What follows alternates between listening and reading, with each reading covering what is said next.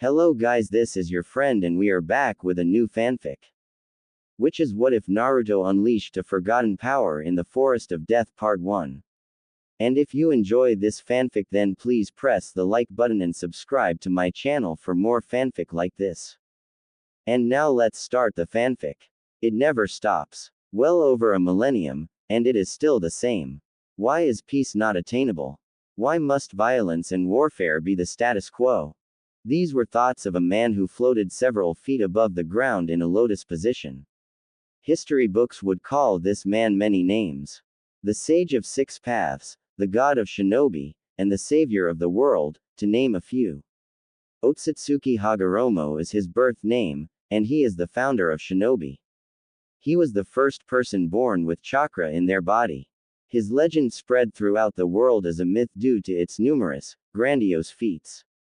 Defeating the Jubi 10 tails before turning it into the moon sounds a little far-fetched, old man. A chuckle escaped Hagoromo's lips before he turned to the deep voice. The voice came from an enormous fox with 9 tails, red eyes, and a frightening disposition. Despite this, the sage didn't fear being in its presence. I cannot blame them. If I heard the stories, I would call them fairy tales too. Luckily, I was there for it, said Hagoromo looking at the fox. It was smiling at him cheerily. Hagoromo smiled as a byproduct. What is with the look, Kurama-kun? You're here. I knew you were too great to lose to something like old age. I did die to old age. Your body died. Your spirit is strong, and I can feel your chakra. You're not fooling me, spoke Kurama, getting a wider smile from Hagoromo. The fox's tails were waving excitedly in anticipation. You can spring me at any time there, Pops. You've been sitting there going through a monologue in your head for too long. Oh, I cannot free you, my dear boy. I am only an apparition. Kurama was shocked to hear this. Hagoromo frowned, seeing the fox's face. I wish I could. Sadly, you are stuck here for the foreseeable future. Spirit crushed. Kurama's hopes were high when its creator appeared. Hagoromo would unlock the seal, and Kurama would be free of its confines. Free from being inside one of these lesser beings called humans. Hagoromo was a human too, but he was half alien, so he didn't count. Then he said he couldn't help. No, you can do anything, shouted Kurama in disbelief. Hagoromo was somber, seeing the disappointment on Kurama's face. What other reason could you be here for then? To talk about what's been happening? Well, I've been stuck inside a human for the better part of a century, old man. Not the best of times. I know. Even if I could free you, said Hagoromo before turning his head. On the other side of the seal, a baby slept peacefully. Hagoromo smiled at the child as he continued. I'd kill that boy in the process. His life means more to you than mine. How I feel is irrelevant. The boy's life means something to someone. Do not be like that. How am I supposed to be? All I wanted to be was alone. Then he came and used those cursed eyes on me. After him, Ginger Lady wife of Flower Boy sealed me, rambled Kurama summarizing his more recent memories. When she was approaching death, she got a baby ginger lady to contain me. This plan backfired because another scummy Uchiha, possibly the original one, came, and mind-fucked me again. Sunflower guy had to lock me away. One half in the Shinigami and the other half in a chibi version of himself, continued Kurama before looking at the sage. Let's recap. Prison. New prison. Again. Half my body locked away into the Shinigami's tummy. And prison once again. Said prison being the most helpless thing on earth, a human baby. How am I supposed to be, old man? Hagoromo watched Kurama huff after its emotive statement. The sage allowed the weight of the fox's words to digest fully. Kurama had a point. Its summary was a pretty awful experience. An existence like this wasn't how Hagoromo meant for the beasts to live. Alright, I see your point. Maybe there is something I can do for you, said Hagoromo a minute after Kurama finished speaking. Kurama opened his mouth but the sage stopped him. Not kill this child by freeing you. Seriously? No. Fine. Take over his body and become the Jinchuriki. I'll be fine with this cage if you do. I'm not doing that either. Why would I want to redo life all over again? That, said Hagoromo lazily pointing to the baby, was terrible. I'm not doing it again. Besides, if another me wound up in the world, people would, the sage trailed off. He began thinking of the possibilities of another him in present times. Kurama watched its creator nod slowly before looking at the baby. What was that legend of the Rinnegan? Those who possess it would bring about world peace or world destruction. Yeah, but that's just a legend. Kurama blinked after its sentence. The fox realized where Hagoromo's thoughts were. No, you better not do this. Why not? What if the child grows up and abuses your power as your descendants did? Your eyes are stronger than the ones that have me over all these years. You have a point. The boy could do that, said Hagoromo walking over to the slumbering child. That's what you're here for, Kurama-kun. To make sure it doesn't happen. Hagoromo stood over the baby boy. He put a palm to the baby's head. He's the reincarnation of Ashura.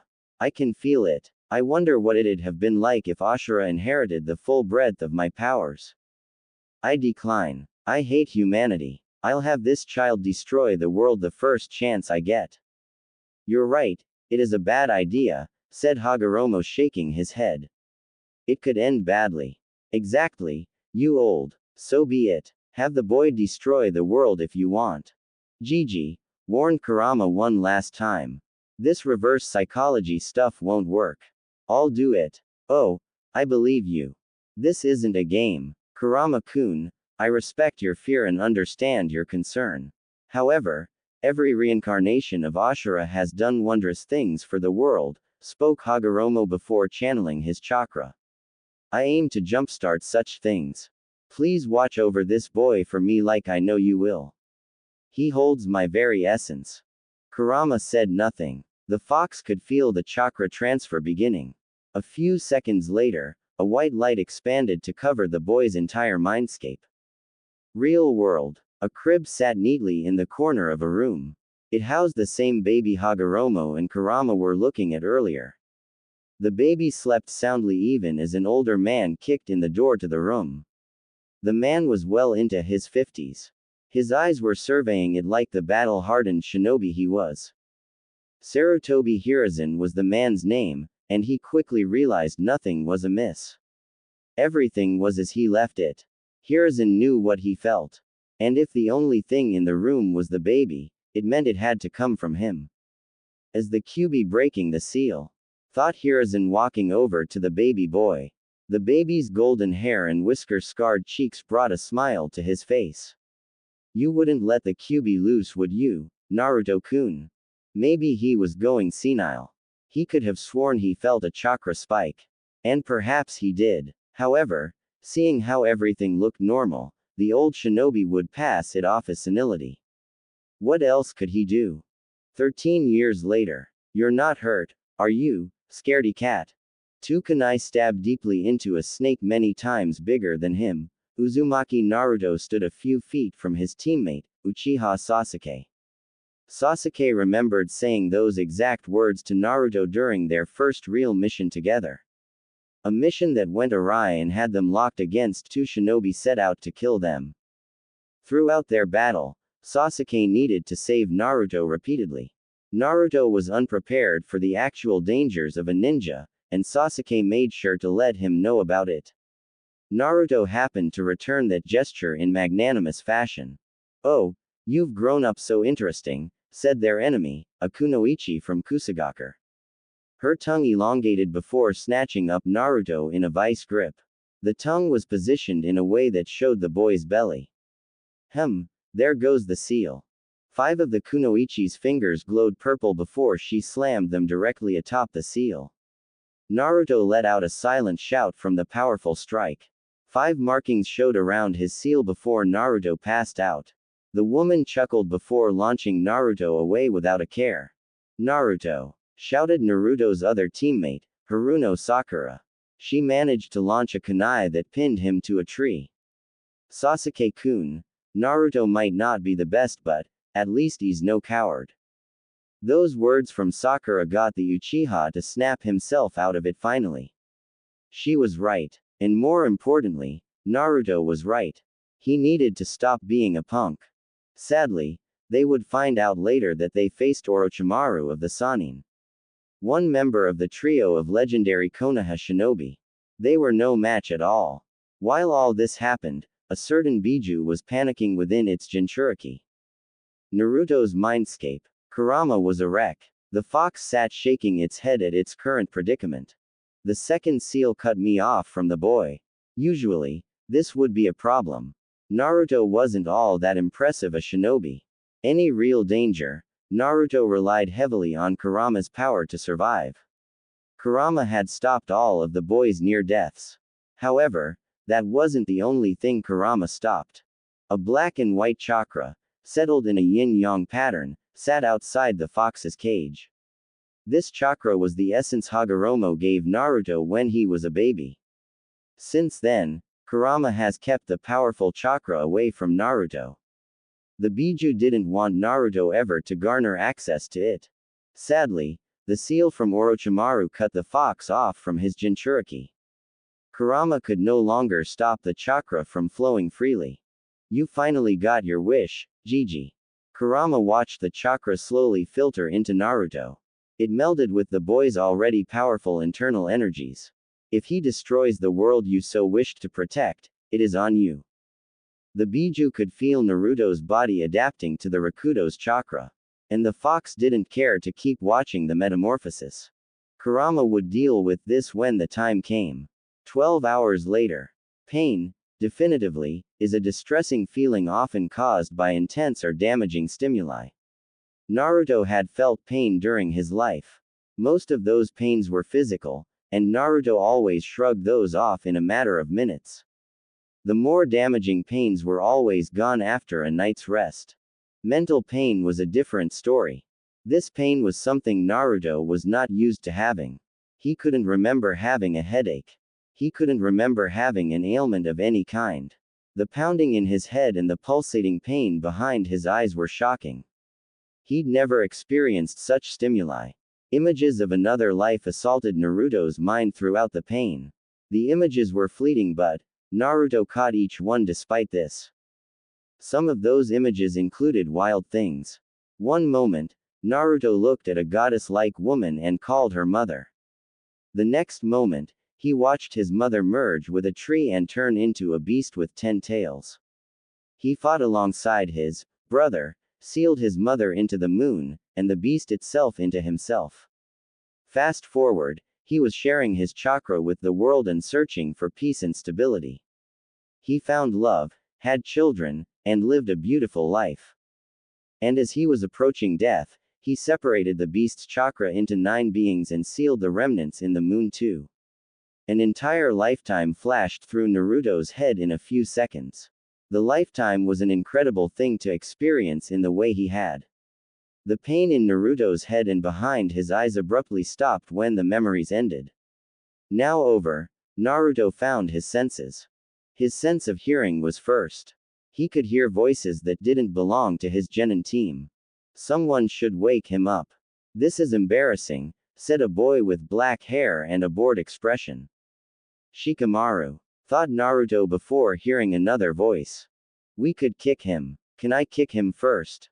Asked a portly boy with reddish-brown hair. Ha, that's Choji. Stop it, you idiots. Maybe he has their scroll. We could take it while he is out, said a girl with platinum blonde hair. How opportunistic of you, Ino, thought Naruto, feeling her kneel next to him. Naruto caught her wrist when she tried to check his person. Stealing our scroll, you could have at least asked first. Oh, Naruto-kun, hi. When did you wake up? Questioned Ino nervously, realizing she'd been caught red-handed. Cranking her seduction up to 11, Ino prepared to weasel her way out of trouble. This plan stopped when Naruto opened his eyes. Oh wow, your eyes. They're different. Naruto's eyes were lovely to look at. A shade of blue that matched the bluest of ocean water. They were very expressive. If you looked at them, one could tell everything Naruto was thinking or feeling. Now though, Naruto's eyes were the opposite. Cold and emotionless. Purple eyes with a tiny pupil surrounded by concentric circles. Ino couldn't turn away from them. The unbridled power within them wouldn't allow her to. It was like they were looking at her soul, and she was finding it hard to breathe. There's nothing wrong with Naruto's eyes. What are you talking about, Ino? Ino blinked, hearing her teammate. Refocusing on Naruto, Ino saw his eyes were their regular blue. A dopey look on his face got Ino to shake her head. Did I imagine that? I swear his eyes were purple. Ino was confused. Her teammates looked away, not hearing a response. Ino held Naruto's gaze as his expression shifted. I didn't imagine it. What I saw was real. Naruto's blue eyes were the same, but they held something different. The infinite brightness was there. Something else was there, too. And having seen what Sasuke did earlier, Ino couldn't help but be curious. What happened to you all in here? 2 days later. Ino was livid. 48 hours passed, and she'd found out little to nothing about Naruto.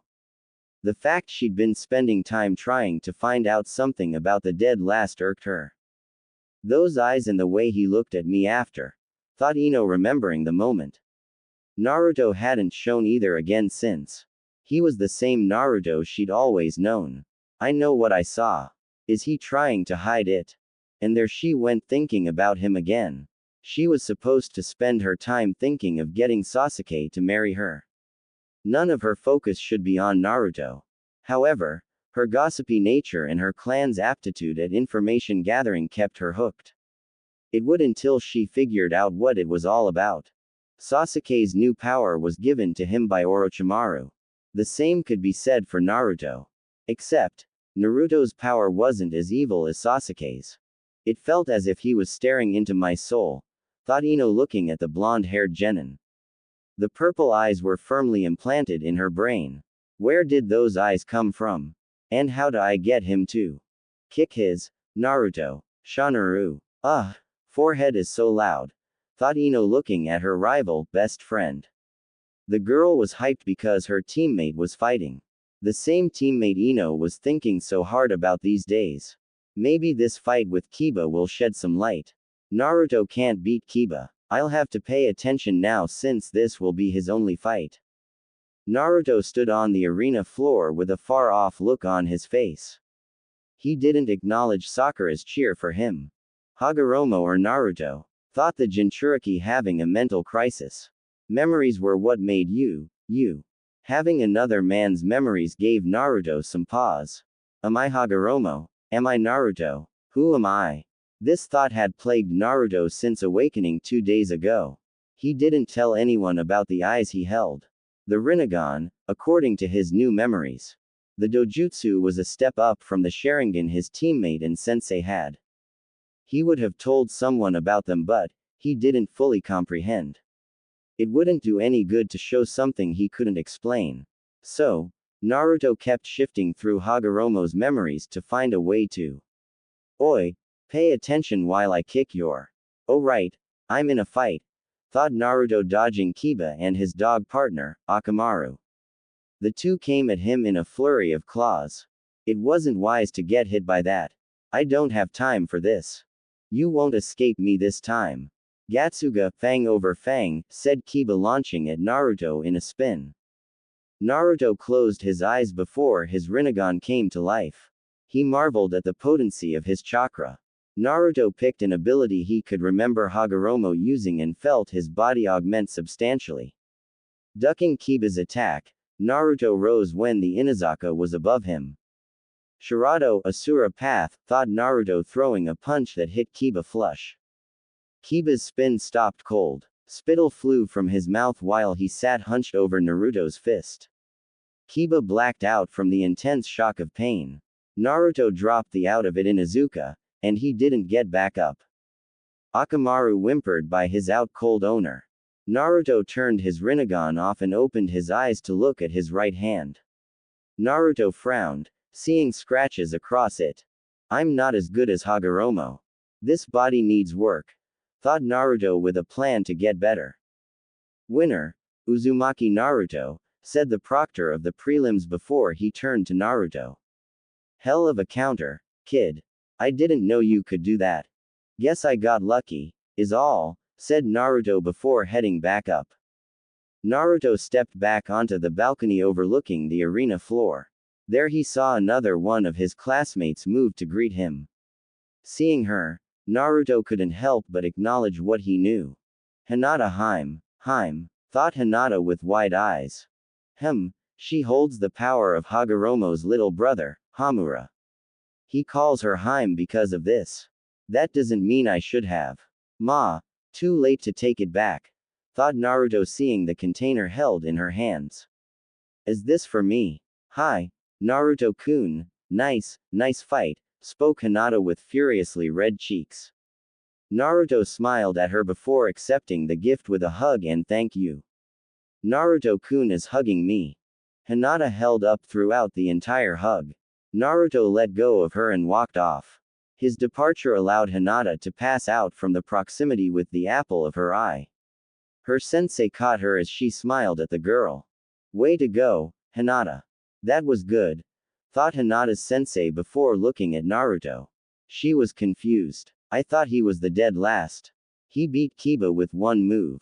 A taijutsu strike, and that's Kiba's best art. Kurenai couldn't fathom Naruto has grown so much since graduating from the academy. However, he beat arguably her best fighting student with minimal effort and minimal damage. How intriguing. Maybe this was what her female student saw that no one else did. Naruto made it to his team and looked at all of them. Sasuke was smirking at him while Sakura fist pumped at his success. And Kakashi was giving him an eye smile. Those three reactions got Naruto to smile to see them happy with his win. See you in the finals. Don't lose until you face me, said Sasuke nodding to his teammate. Hell yeah, Naruto. You beat him in one move. It was like whoosh and then wham pow, exclaimed Sakura continuing her fist pump and cheerleading. Congratulations, Naruto. Very impressive victory, said Kakashi looking at the blonde. While cordial outside, Kakashi was curious internally. That counter should be impossible for someone like Naruto. And yet, he did it. When did he learn it? Not to mention the chakra I felt. Kakashi would be left wondering about his student as well. Something had happened to Naruto, that much he knew, and he would find out later. Naruto could answer all his questions at a later time. For now, he'd let his student bask in his success of passing. Currently, he was the sensei of two ninjas who reached the final stage of the Chunin exams. Oh, my cute little genin. They grow up so fast, don't they? Thought Kakashi before giving Naruto and Sasuke patronizing pats on the head. Pats the latter didn't like much, and the former didn't pay attention to. While Kakashi was messing with Sasuke and Naruto, sharp eyes were looking at Naruto.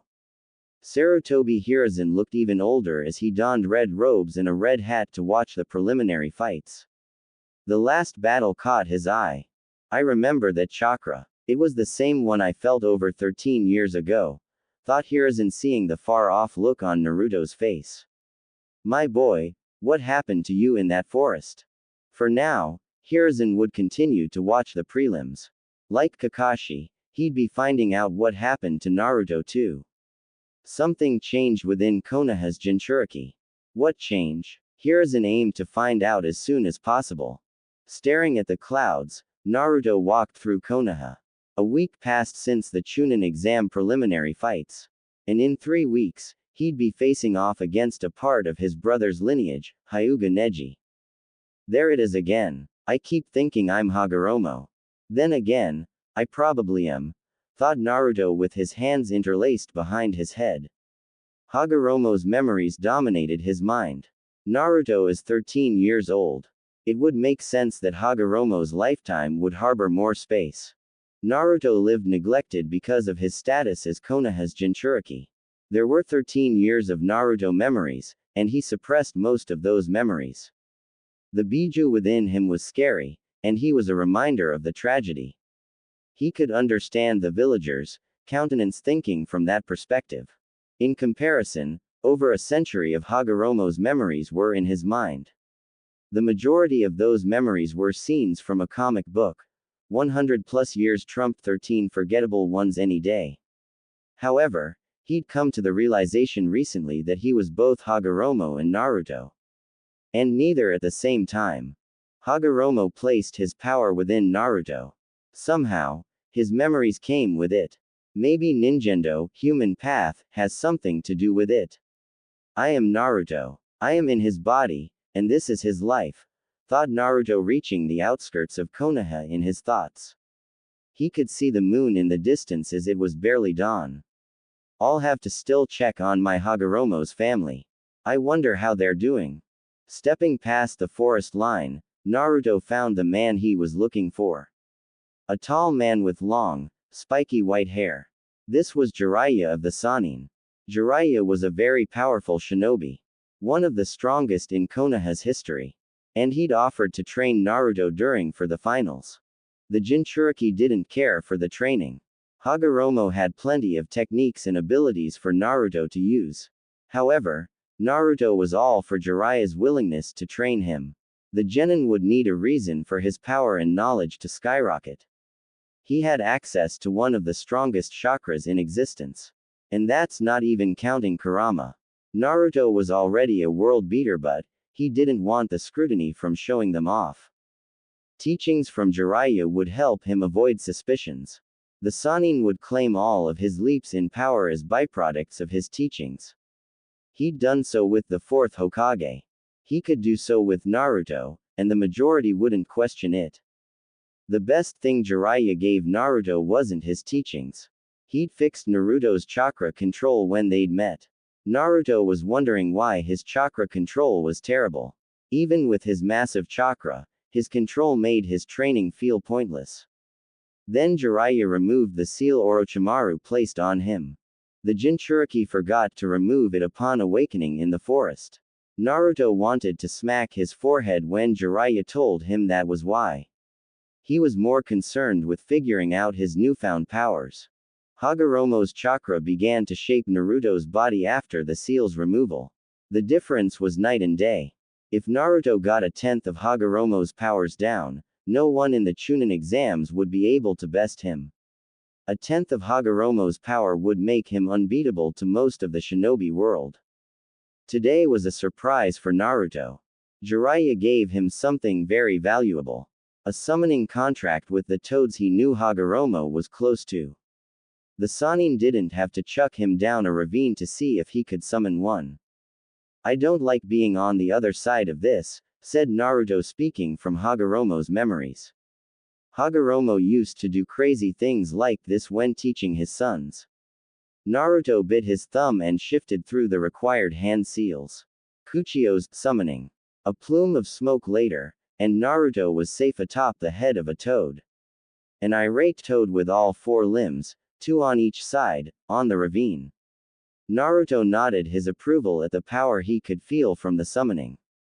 Jiraiya, what have I told you about summoning me in such places?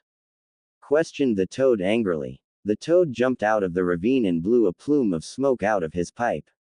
The toad grunted, hearing no answer to his question. So, you're hiding now, or ya? I knew you to be cowardly, but I never imagined it was this bad. Ohio, Gama-san. Jiraiya-sensei didn't summon you. I did. The toad narrowed his non-existent eyebrows before picking his head up. Focusing on the speck on his nose, the toad had gasped, seeing the yellow hair and blue eyes. He looks like Minato. Is this his brat? Thought the toad, staring at Naruto. Getting over his shock, he decided to get down to brass tacks. 1. The name's Gambunta. Gamabunta-sama to you, kid. 2. Don't lie to me. Someone like you can't summon someone like me. And 3. Tell me where Jiraiya is. I know he has to be around here. Nice to meet you, Gambunta-sama. Allow me to introduce myself, said Naruto cheerily before flaring his chakra. Gamabunta recoiled at the strength of it. My name is Uzumaki Naruto and I'm not lying. I summoned you. Gamabunta knew this was the truth. The boy's chakra was ridiculous. Naruto smiled before pointing off to the side. And sensei is right there. Gamabunta was impressed by the calm way Naruto responded. For as pipsqueak as the kid looked, Gamabunta expected pipsqueak behavior. It wasn't enough to garner his respect, but it was a step in the right direction. Naruto even showed him Jiraiya's location too. The kid outed you, and you're still hiding, Jiraiya. Oh, you suck, Gaki! Shouted Jiraiya, taking off in a sprint. Don't run now, Sweden. Teppadama water style. Liquid bullet, said Gamabunta before launching a massive ball of water. The water ball detonated and tore apart trees. However, Jiraiya managed to outpace it. Yeah, you better keep running. Prepping a second water ball, Gamabunta fired it at the retreating Sannin. The toad knew he wouldn't hit Jiraiya no matter how hard he tried. It was the principle of the matter. He needed Jiraiya to K's no Maki, coil of wind. Gamabunta blinked, hearing a clap. A violent gust of wind hit his water ball. The ball sped up fast enough to catch Jiraiya. The Sannin wasn't prepared for the sudden change as it hit him in a watery splash. Jiraiya was soaked and crushed between trees as he looked up at Naruto and Gamabunta. Why? How? Asked Jiraiya in and out of consciousness. That's for tossing me down a ravine. You could have asked me to summon a toad, you jerk. Shouted Naruto with a fist raised. Naruto felt the toad he stood on shaking. Naruto stopped his yelling to turn to Gamabunta. Everything all right, Gamabunta-sama? Gwahahaha. Oh, that's priceless. Croaked Gamabunta with a deep belly laugh. Gamabunta took a webbed hand to his eye to remove a non-existent tear from it. Oh, man kid, I haven't laughed like that in a while. That's number 2. One more, and I might take you on as an apprentice. One more. It'd have to be better than the last one. You synced with me after one look. The same as my previous summoner. Naruto's eyes widened at this information. Gamabunta nodded to him. If you can, we'll share a drink, and it'll be the best decision of your life. You're a powerful summoning. I can feel it. I'm certain your loyalty lies with your summoners, and I've been itching to tell someone this anyway, said Naruto before looking at Gamabunta. Gamabunta stared at Naruto for several seconds before his pipe fell out of his mouth. Is this good enough to be your apprentice? Quote. Gamabunta-sama. Yes, you pass. Welcome aboard, said Gamabunta robotically with a guffawed expression. I'll get those drinks ready. Yada. I might tell Jiraiya-sensei too and Hokage Gigi too. They deserve to know, don't you think? Gambunta didn't respond. Naruto perked up before smiling. Or maybe I'll keep them in the dark. I need more time before everyone can know. Anywho, I have to go, Gamabunta-sama. I will summon you for that shared drink very soon. Gamabunta watched Naruto jump off him and disappear into the foliage below. It took Naruto leaving before he snapped out of it. Minato's kid has the Rinnegan. How is that even possible? Gamabunta shook his head before dispelling in a poof of smoke. 1 minute earlier. Purple eyes, giant toad, and some kind of wind attack, thought a girl dressed in camouflage. She was scribbling in a notepad. It contained things she'd witnessed Naruto do. I'm going to figure you out if it's the last thing I do. You can't hide, Naruto. The girl looked back up to continue her spying. The giant toad took that moment to return home. It vanished. Then where did Naruto go? Naruto hit Jiraiya of the Sannin with a powerful wind and water combination attack. The girl froze, hearing a voice behind her. She turned around to see Naruto holding her notepad. Naruto chuckled while holding up the pad. I assume the stars are a rating. Kind of sad that's only a 3 compared to the purple eyes getting a 5. He is a Sannin, you know. The girl said nothing. She didn't move either. She hoped a lack of movement meant Naruto couldn't see her. At the very least, hopefully, he couldn't tell who she was. Hey, Ino. Of course, he could tell who she was. It isn't that impressive since you had the toad helping you, informed Ino, grabbing her notepad from Naruto. She couldn't imagine how creepy she looked. She knew she needed to trudge on to remove the awkwardness. And I'm biased. I like the eyes more. Purple is my favorite color. I had an idea. You wear purple a lot. And did you mean these eyes? Questioned Naruto, turning on his Rinnegan. Ino's eyes widened. The eyes confirmed what she saw a week and a half ago. Sorry for making you go crazy. The prankster in me couldn't pass on such an opportunity to mess with someone. Quote. Ino was lost in the eyes again. The stark difference from his normal blue ones was jaw-dropping. However, she didn't miss what Naruto said. I wasn't going stir-crazy. You think I, the indomitable Ino, would ever fret over a boy? Yes, you do with Sasuke all the time. HMPH, that's a thing with forehead. It motivates her to have a rival. Naruto smiled at the explanation. Plus, Sasuke-kun's my future husband. It's only right I fuss over him. And you being dressed in camouflage, hiding along the outskirts of Konoha, while writing meticulous notes about me isn't fretting over a boy. No. Her tone wasn't believable at all as she smiled. Naruto called her out perfectly.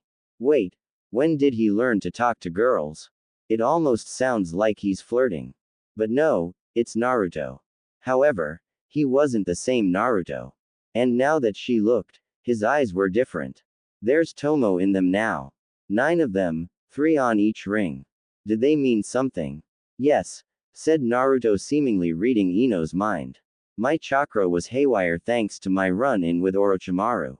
Jiraiya-sensei fixed that. And yeah, my eyes are full power. Hence the Tomo. That's why they feel so much more intense, thought Ino before realizing something weird. Did Naruto read my mind? I'm the Yamanaka here. I read minds. There's no way he's reading my mind.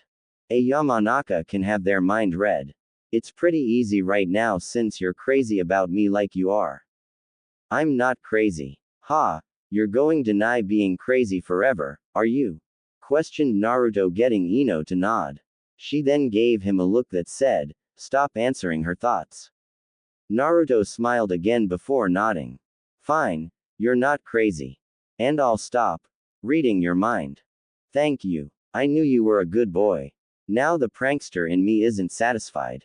I need people to think you're crazy. You're the only person who's seen the purple eyes. Naruto's smile shifted to an ominous one. Ino's eyes widened in fear. I was thinking about revealing these to everyone, but I'd much rather see you try to prove it instead. I'm sure you've told them you were going to do so. And he was right. Since seeing the purple eyes, Ino told everyone about Naruto's hidden power. No one believed her because Naruto was the same Naruto according to all of them. He hadn't even shown her his eyes again until just now. And he was letting her know he'd been aware of her intentions and planned to torment her further. Naruto, you better not, said Ino before realizing how close she was to him. They were only a few inches apart. When did she get here? Was she that mesmerized by his eyes? And why did he look taller than her now? Stupid thoughts. Time to get things straight with new Naruto here. Ino poked his chest sharply before giving him a stern look. I'm Ino, you're Naruto. I'm the boss. You're under me somewhere down there. And you're going to tell everyone. I can't be looked at as a liar. I'm not even lying. That's the point. Good luck, Ino-chan, said Naruto before vanishing. She could see a phantasm of him leaving.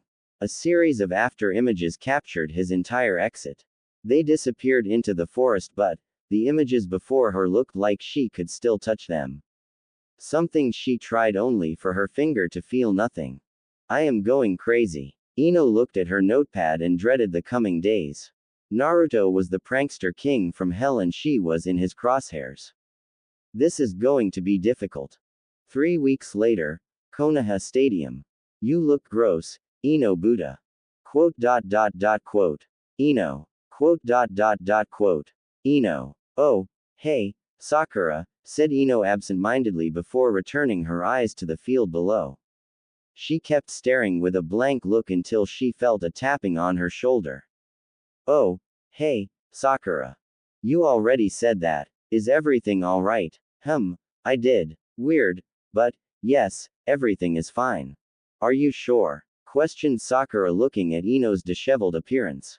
She had errant strands of her hair sticking up, bags under her eyes, and it looked like she hadn't put makeup on. Not that she needed it, but it was noticeable. Are you sure everything is okay? You look terrible. Quote. Ino. Oh, hey Sakura, said Ino for a third time before returning her eyes to the field below. Sakura looked worriedly at her friend before she heard snickers next to her. Next to her sat Team 8's equivalent to Naruto in ego, Inazaka Kiba. And he seemed to know what the problem with Ino was if his laughing was any indication. What's funny, Kiba? Do you know what's wrong with Ino? Here's a hint, it's an idiot with blonde hair. Idiot with blonde hair? Naruto? Questioned Sakura, getting more laughs. My teammate isn't an idiot. He's may not be there mentally at times, but he's not an idiot. No, he's an idiot. That beat you with one punch. That beat me with, wait, arg, grumbled Kiba with his pride stomped on. Sakura smiled victoriously. Kiba pointed to Ino to get past the reminder of his one-hit defeat. Ino's been stuck on Naruto for the last month. Something about how he's hiding his true self since that Orochimaru thing. She's still on about that. She got all of us to tail him for several hours. All he did was eat ramen and sleep, said Sakura with a sigh, looking at her friend. Then we watched him train that one time. The whole day was wasted watching him climb up and down that mountain. She's obsessed and won't give it up. Naruto's just Naruto. Sakura nodded before she turned to her friend. Ino's eyes were glued to the field. She saw Naruto and Neji facing off against one another. The proctor started the match, getting the crowd to cheer loudly. Neji should be strong enough to push you to show yourself, Naruto-kun. He was last year's Rookie of the Year, thought Ino with a small smile. The smile ended when she realized she said Naruto's name with an affectionate suffix. It was smooth too. Meh, it doesn't matter. I will expose you, Mr. Purple Eyes. Naruto vs. Neji. Blue eyes stared at the sky while white eyes looked at the calm visage of their opponent. Neji was settled in his stance because the proctor started the match several seconds ago. Naruto, however, stood with his hands in his pockets and a dreamy look on his face. What kind of game is he playing? Thought Neji, not moving an inch. He wasn't going to rush Naruto. He felt superior, but Naruto one-shot the Inazaka boy during the prelims. He didn't want to find out if the same would occur to him. What could be going through his mind? Neji didn't know what Naruto was thinking. All he knew was Naruto had changed clothes since the prelims. A black jacket lined orange on the inside replaced his bulky, eyesore one from before. A fishnet shirt on underneath that went into matching black pants and black shinobi sandals. His headband was nowhere to be seen, and left his yellow hair to hang loosely in front of his face. All the while, his hands stayed in his pockets, and his eyes continued to stare aimlessly upward. Is cereal technically soup?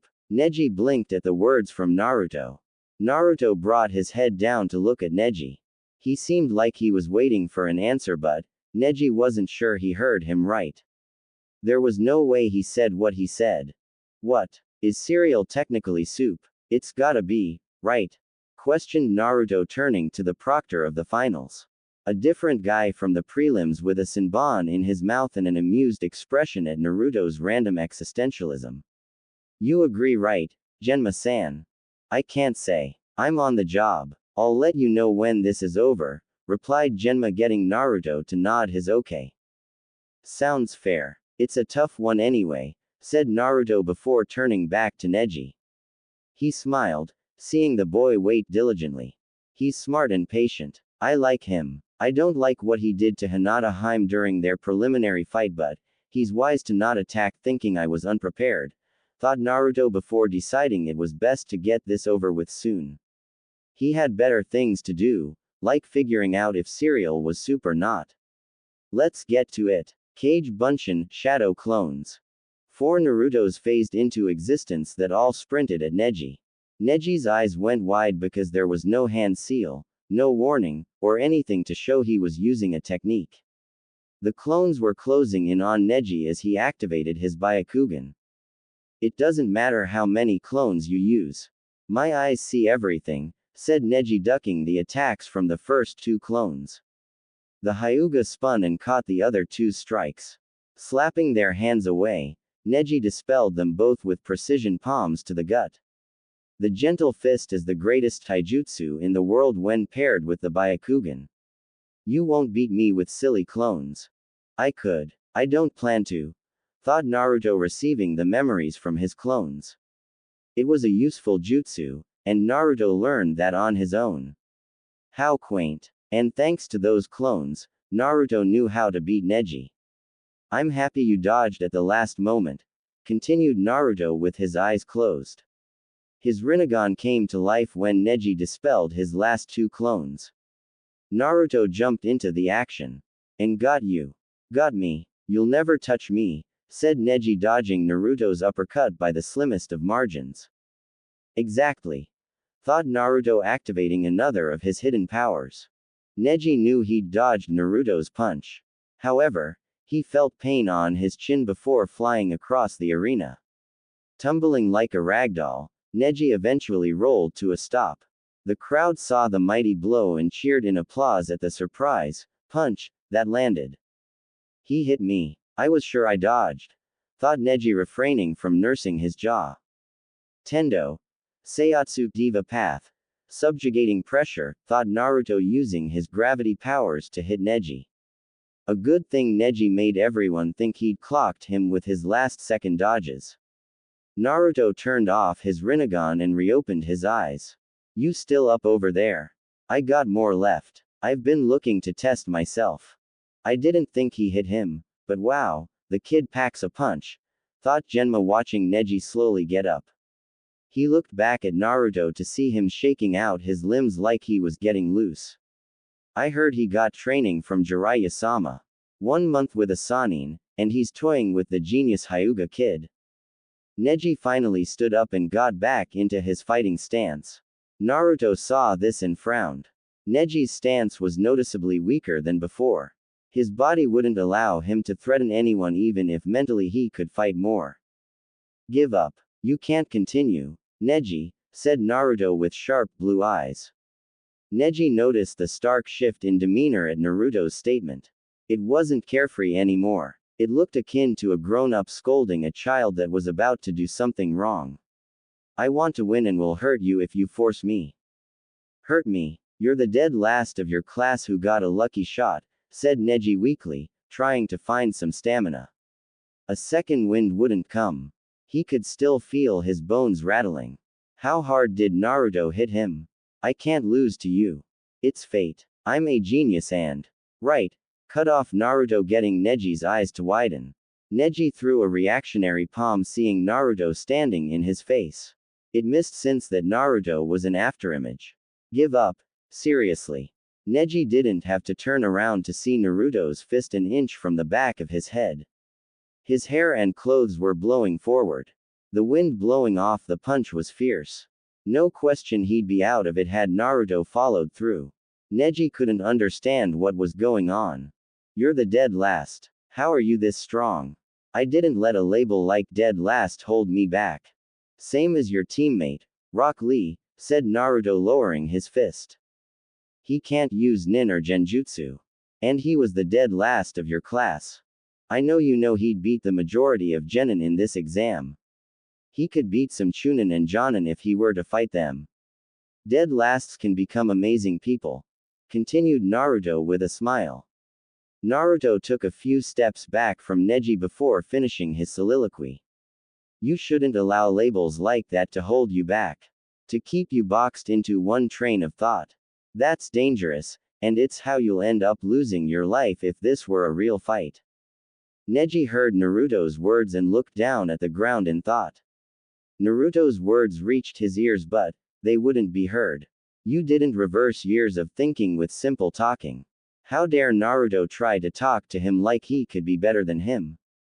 It doesn't matter. Fate is fate. You're a dead last that's in my field of divination, said Neji, turning around in a new stance with no signs of fatigue. 2 palms. Mizu no Maki, coil of water. Neji was a few feet from jabbing Naruto with the start of his technique. Sadly, it wasn't quick enough. Naruto's chest puffed up before he expelled a vicious torrent of water. Neji was covered wholly by the water wave. Neji's Byakugan allowed him to see Naruto's cold stare while he was in the water. The torrent carried the Hyuga across the arena and planted him firmly in the wall. Neji didn't move again, nor was he awake after the water washed away. What a jutsu. Winner, Uzumaki Naruto, said Genma, pointing to Naruto. The crowd looked stunned. Hearing Genma, the crowd erupted in cheers. Naruto smiled happily at the cheers. He ran out of the arena, blowing kisses and waving all the while. Naruto did stop momentarily before looking up at the cage's box. He knew Hiruzen was watching, and he gave him the biggest thumbs up ever before continuing his sprint back to the fighter's box. Cage's box. Hiruzen smiled seeing the display from Naruto. The grin grew when he saw him throw him a thumbs up as well. A confident young man, isn't he? It would seem so. He has no reason not to be, wouldn't you say, Kage Dono? Questioned Hiruzen, looking at the blue-robed man sitting next to him. I would. A very impressive display indeed. Against a Hyuga no less, said the Kage with his sharp eyes watching Naruto. He turned to his contemporary and nodded, appraising Ly. Solid performance, and the water jutsu is advanced for one his age. I didn't know water style was that powerful here outside of the second Hokage. My student, Jiraiya, is teaching him. It seems to have produced great things. It most certainly has, if that's any indication. Hopefully, the rest of the matches are less one-sided. Or the opponent takes their adversary more seriously at the very least. Hiruzen smiled and nodded. The two looked down to see the next match getting ready to start.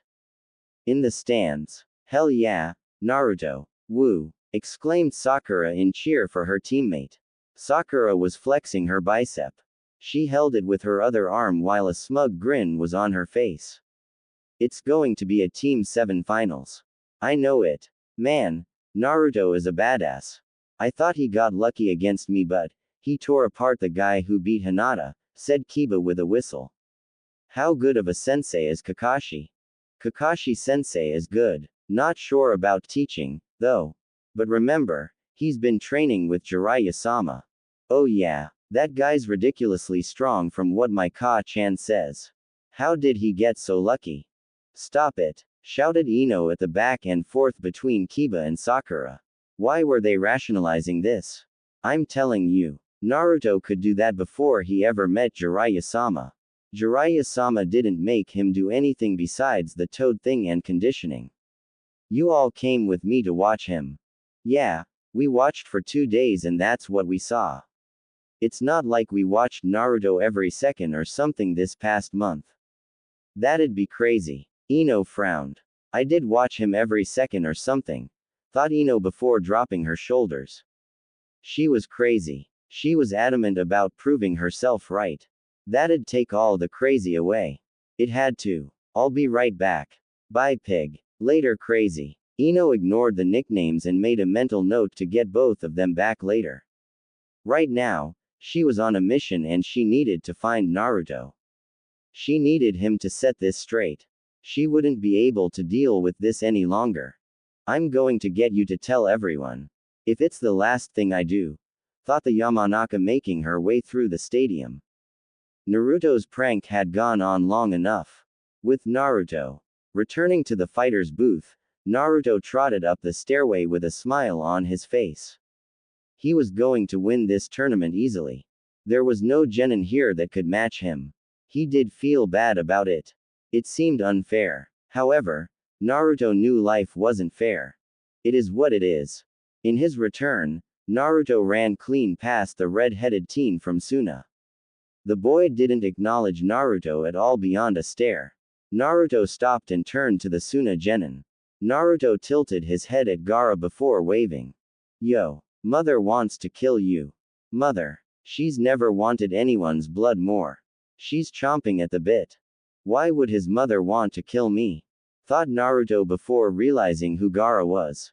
No way. Shukaku couldn't have, could he? Gaara watched Naruto gulp nervously.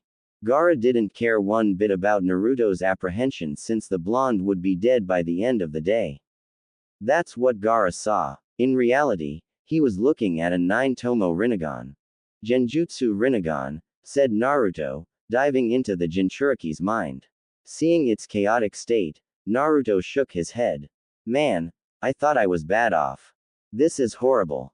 Naruto trudged through the boy's fragile mindscape. Eventually, Naruto found who he was looking for. A massive tanuki made of sand stood with loose chains around him. A representation of the flimsy seal that bound him to Gaara.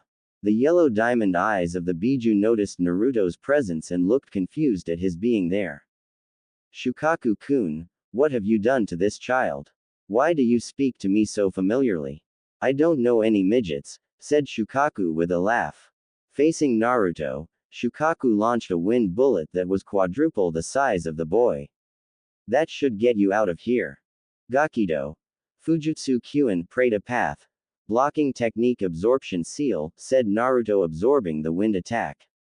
It didn't impede his walk at all. Shukaku recognized the technique before looking closer at Naruto. Shukaku's eyes widened seeing the Rinnegan. Once again, what have you done to this child? Why is he calling you mother? Old man, questioned Shukaku, not getting any confirmation or denial from Naruto. The boy stood right before him and looked at him unflinchingly. There was no way his dad had returned. I know you died. Did you reincarnate? Answer my question, Shukaku-kun. What have you done to this child? Why are you tormenting him? What has he done to you? Questioned Naruto, only getting a shocked look from the Biju. Naruto continued to wait for an answer. Shunken Ito, instant transmission. One last time, what have you done to this child? Shukaku blinked, seeing Naruto on his nose. The stern look was amplified by the samsara eyes that kept Shukaku frozen. Had he looked, he'd have seen a phantasm of Naruto traveling up his body to appear on his nose in an instant. Instead, he held Naruto's soul-piercing gaze. Shukaku-kun, answer me. I, started Shukaku nervously before Naruto broke eye contact. Shukaku watched him turn his stare back to him in an I'm not finished with you fashion before vanishing from Gaara's mindscape. Has Gigi returned? There's no way. I must be hallucinating. Naruto continued to lock eyes with Gaara in the real world until he felt an unwelcome presence. Well, not unwelcome as much as untimely. He was in the middle of scolding his child, and she was ruining it. Naruto didn't want to punish his kid in front of someone. He wished he could because Shukaku deserved it, but he wasn't that guy. Naruto-kun, shouted Ino, finding her target. Seeing him locked in a staring contest with the Suna Jinchuriki was weird. You need to go tell O. Bad timing, said Naruto appearing next to Ino. He wrapped her waist up in one arm and pulled her close. Ino blushed at the proximity while Naruto pointed at Gaara. Crazy guy thinks he scares me. We can't be here to disprove that once I release him from my genjutsu. Oh, speaking of disprove. The two vanished in a phantasm. The genjutsu on Gaara finished with Naruto scampering off after his threat. His words spoken, Gaara disappeared in a Suna Shunshin to prepare for his impending battle against the Uchiha. With Naruto and Ino, disprove, I need you to, continued Ino before realizing they weren't in the same stairway. They weren't in the Chunin exam stadium at all. They were on the other side of the village. Naruto-kun, how did we get to the Hokage monument? I have a form of teleportation, Ino-chan. It's pretty neat if I had to say, said Naruto showing Ino the phantasm of them moving across Konoha. Ino saw her image stuck mid-speech. She didn't even notice they were moving. And I see you're still calling me Naruto-kun. I thought you weren't crazy about me. Quote. Ino blushed, Realizing she continued saying it, it rolled off her tongue smoothly. She wouldn't let him go unquestioned either. When did you start calling me Chan? After you called me Kun in the Forest of Death as a joke. Now I say it since you've become obsessed with me. I think anyone would do the same in my shoes. Possibly, but not to this extent, said Naruto, watching Ino huff indignantly. He then took in her appearance, and his eyes softened. Maybe his prank had gone too far. Rinnegan. Rinnegan. My purple eyes are called the Rinnegan. Rinnegan, said Ino, testing the name. It isn't better than saying purple eyes. I like either. I wanted you to have the choice, though. Would you like to know what my purple eyes do? Asked Naruto, getting wide eyes from Ino. He could throw her a bone for the sleep she'd lost over him, even if she wouldn't admit to such a thing. It might help when you tell people and finally expose me. Naruto smiled, seeing Ino nod. Right then, the Rinnegan. I can see chakra. Even the flow of it within your body. Primarily the 8 tenketsu, commonly referred to as the 8 gates. Naruto tapped each of the gates on Ino while he spoke. Some were in intimate places and worthy of a slap. It didn't help how enraptured she was by his words. She knew Naruto meant nothing shady by his actions. I could master any jutsu given time and use every element. You can use all 5 elements. There's more than 5, but, yes. You've seen wind and water, but I don't mind doing them again. I'll start with the basic 5. 4 clones appeared next to the Jinchuriki. Each Naruto turned to face off the monument before they clapped their hands. Ino watched each Naruto release a different element. Fire, lightning, water, earth, and wind flew out into the sky. Naruto turned back to the gobsmacked girl. I haven't even gotten to the Rakudo, 6 paths, yet. Let alone the other elements. Ino watched the Tomo in Naruto's Rinnegan spin before she felt his chakra intensify. Naruto wanted someone to know all he could do. He'd been dying to tell someone. Ino would consider herself lucky because she happened to get to see the show first. She didn't realize how much he had to show. Sometime later. And that's about all I got. At least, without hurting myself unnecessarily, said Naruto while a black flame licked at his body. It wasn't hot or harming him. It covered him from head to toe until he turned it off and took a deep breath. Man, that felt good, getting that all out and remembering how awesome I am. I still got more. This body isn't ready for them yet. Naruto smiled heavily before turning to Ino. Thanks for being here, Ino-chan. I feel this weight lifted. I feel good. Quote. Ino-chan. Quote. Oh no, I broke her. Aw man, said Naruto, fretting over the frozen girl. She'd taken a seat a few minutes into Naruto's display. It lasted much longer than she anticipated. When he started to dive into the absorbing chakra, gravity manipulation, and mechanical body stuff, Ino's mind fried because he had so many more crazy things. She was out of there a while ago. Ino-chan, please snap out of it, pleaded Naruto, giving his best puppy dog eyes to plead with her. Only with the Rinnegan, his puppy dog eyes looked more frightening than cute. The look got Ino to scream in horror. Naruto smiled, seeing her moving again. Thank Kami. I thought I melted your brain. Ino held Naruto's gaze. The blank stare unnerved the Rinnegan wielder. Ino stared for roughly a minute before her hand moved to Naruto's face.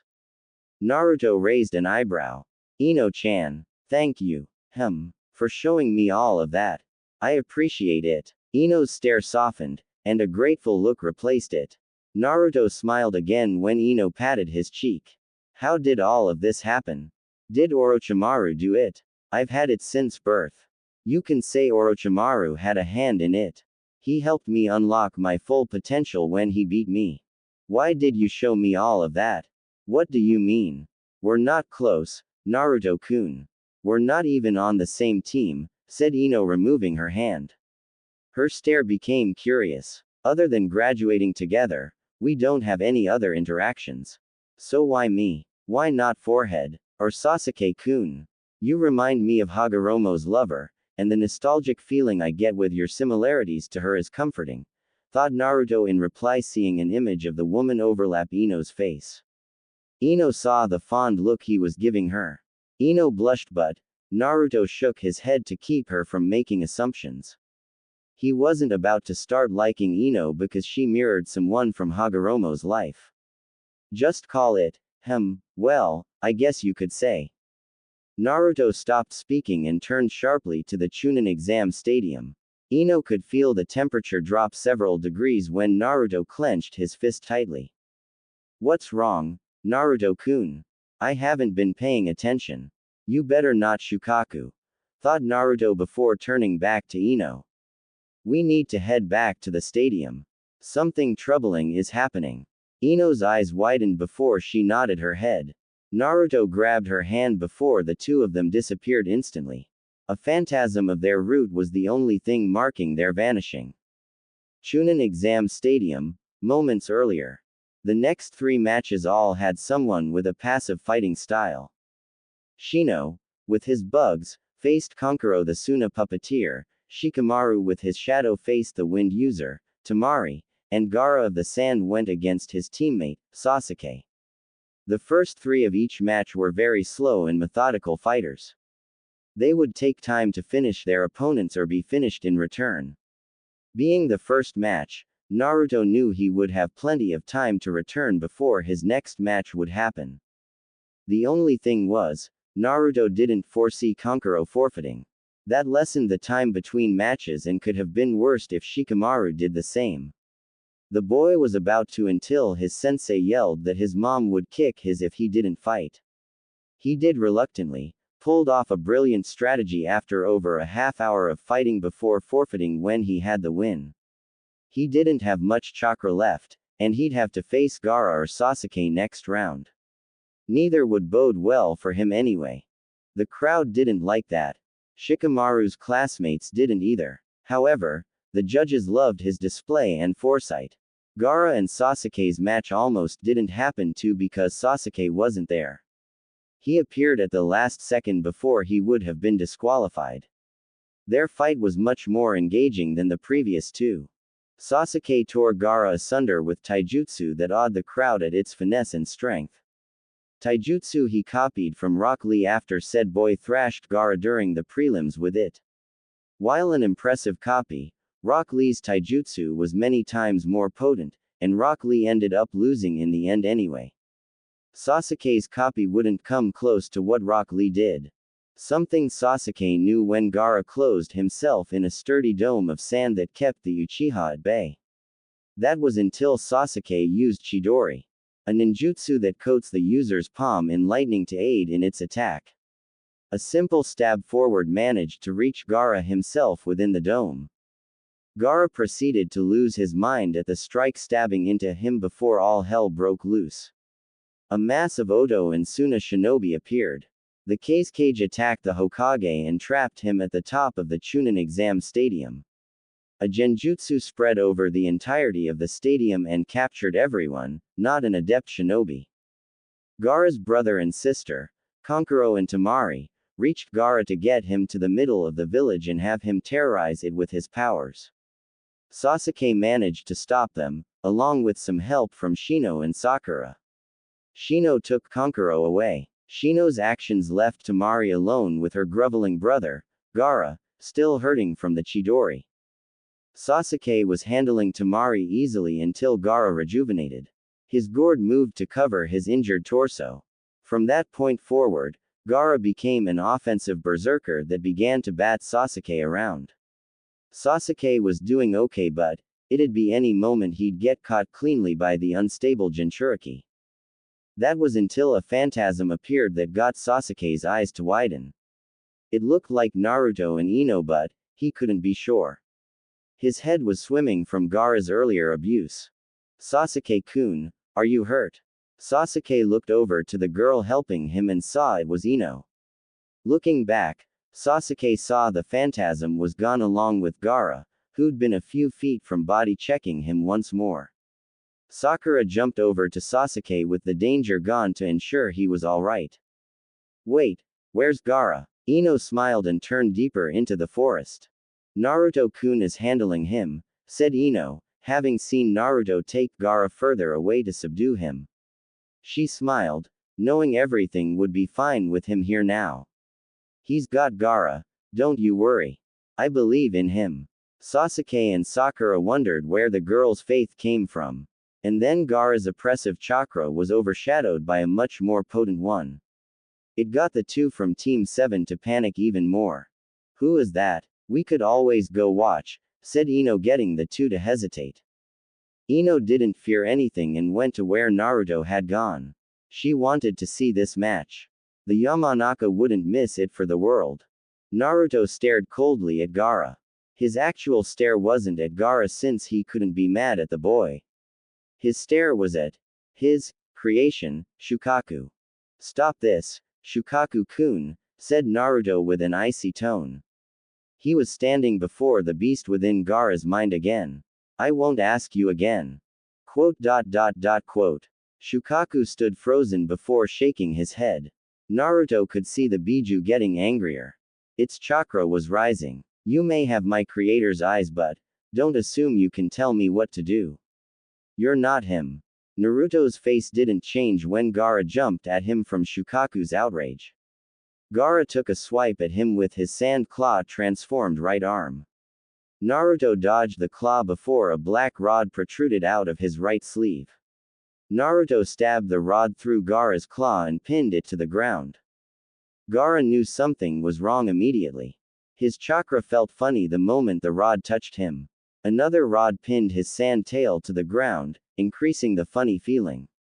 The Ikibi Jinchuriki's volatile chakra stagnated with the second rod, and Gaara couldn't feel his mother. What did you do to me? Questioned Gaara, turning to Naruto. Your mother isn't your mother. It's the Biju within you, Shukaku. Gaara knew the words were the truth. Naruto's eyes seemed to cut to the boy's soul. Every word was felt when spoken thanks to them. I know nothing of your upbringing. I can't imagine what life would be like if Shukaku-kun was allowed such freedoms with you in your mind, especially as he is. However, I can't allow you to rampage and do harm to anyone. My mother is Shukaku? Questioned Gaara, getting a nod from Naruto. That can't be right, can it? Gaara, kill him. Mother, kill him now. Gaara received a massive surge of chakra. Damn it, Shukaku-kun. This body can't suppress a Biju yet, thought Naruto, watching Gaara explode in an enormous sandstorm. Shukaku stood in his full might a few seconds after the sandstorm calmed down. Naruto sighed in disbelief. It's never easy, is it? Shukaku looked down and saw Naruto bringing his thumb to his mouth. The sand tanuki stomped Naruto into non-existence with a heavy foot. The Biju laughed at being free once more. Ha ha ha, I'm back. Time to tear this place asunder. Kuchio's summoning. Shukaku stopped laughing when an enormous toad appeared before him. Naruto stood atop the red toad, looking none too pleased with the Biju before him. He could see Ino arriving to view the battle with Sasuke and Sakura. He would need to be careful. Gamabunta-sama, I need your assistance for a moment. We'll have to be careful. My friends are in the area. Oh, it's you again. What do you need help with? Oh, hell no, shouted Gamabunta, seeing the Ikibi. Who did this kid think he was? Kid, that's the one tail. We can't. Quote. Right, said Gamabunta, having looked up in his warning to see the Rinnegan. Gamabunta looked back at Shukaku. The Biju had launched a wind bullet at him. Hang on, kid, I'm going to jump. Don't worry, said Naruto, sending out a gravity blast. It negated the wind attack with ease. I need to cook him. Sand becomes glass, and it makes him easier to bring down. You're a Myobokuzan toad, so I'm hoping you can use oil. I'll bring the fire if so. You got it all figured out. Same as Minato used to, said Gamabunta, watching Shukaku ready another wind bullet. Gamabunta prepped the oil before giving a verbal cue. Here we go. Wind bullet versus toad oil would likely stalemate. The toad oil, aided by Karura, a humanoid bird made of fire, easily trumped the wind bullet. Fire was naturally stronger than wind anyway. Aided by the toad oil from Gambunta, the firebird from Naruto pierced the wind bullet and blasted Shukaku in a fiery eruption. Goodness, did you even need me? Questioned Gamabunta, watching Shukaku burn. The Biju screamed at the red-hot flames coating him from his neck down. That firebird avatar. Phoenix. Ah, Phoenix. That's easier to say. It could have probably won without me, said Gamabunta watching the flames heat Shukaku's sand. As Naruto said, the wailing beast was turning to glass. What a way to defeat such a monster. I can probably send a water bullet that'd shatter him if that's. Gamabunta trailed off when he couldn't feel Naruto standing atop his head. It was then the summoning noticed the small line in the air. It was a phantasm of Naruto shifting through the air. The boy stopped on the Biju's head. No, I was just free, shouted Shukaku, still burning. Naruto appeared in front of Gaara. The Suna Genin sat exposed on Shukaku's forehead. He was fast asleep to allow Shukaku complete control. He couldn't stop Naruto's next move. Shirato, Asura Path. An axe fist sent the Ikibi Jinchuriki through the body of his Biju. Gaara rocketed down to the earth. The power exerted by the blow was enough to blow the flames out. Shukaku shattered like the glass he was made of now and destabilized. Glass shards and sand spread throughout the forest. I can't believe Shukaku-kun would do such a thing. Has the usage of Jinchuriki made them so violent and untrusting of humanity? Within Hagoromo, they were fine, spoke Naruto floating down to Gaara's level. Naruto stood in the remains of the defeated Shukaku. What could have happened? Why the hostility? The Kyuubi Jinchuriki looked over at Gaara. The boy was bleeding from his head but Naruto could see he would survive. He'd need medical attention soon, but otherwise, Gaara would live. He had sand armor on before Naruto struck him with his mechanically enhanced body. What do you expect? Being stuck within the confines of a human is degrading. Especially because they're nothing like Gigi, they abuse our power and treat us like simple tools. It's only logical we would develop negative feelings toward humanity, said a voice within Naruto's mind. It was Kurama, Naruto's Biju. Even when Shukaku realized you had the Rinnegan, it didn't matter. You aren't Hagoromo, and you never will be. I thought you weren't going to talk to me. How I'm a faux Gigi and all that. I still don't plan to. Because you are a cheap imitation of the man who made me, said Kurama watching Naruto appear within his seal. Not wanting to look at Naruto's caring disposition, Kurama closed his eyes and settled his chin on his paws. He wasn't Hagoromo but, the look was the same as Hagoromo's. It was agitating how much it looked like he cared. I offered you some perspective since you couldn't figure it out on your own. Don't count on me saying anything again. I'm sure you'll come around, Kurama-kun. I'd stay to try to reason with you more but, I can feel the Sandame is in trouble, said Naruto before turning around and walking away.